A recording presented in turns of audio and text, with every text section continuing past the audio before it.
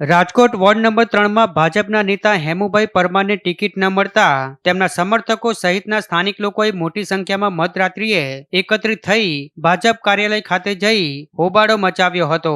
ભાજપ કાર્યાલય ખાતે સમર્થકોએ સૂત્રોચ્ચાર કરી હલ્લાબોલ કર્યો હતો। હેમુ પરમારની ટિકિટ કેમ કાપવામાં આવી તેમ કઈ કાર્યકર્તાઓએ પોતાનો વિરોધ નોંધાવ્યો હતો।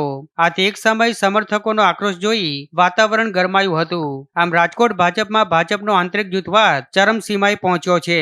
ઉમેદવારની જાહેરાત બાદ ભાજપમાં એક સાંધે ત્યાં તેર તૂટે તેવી પરિસ્થિતિનું નિર્માણ થયું છે।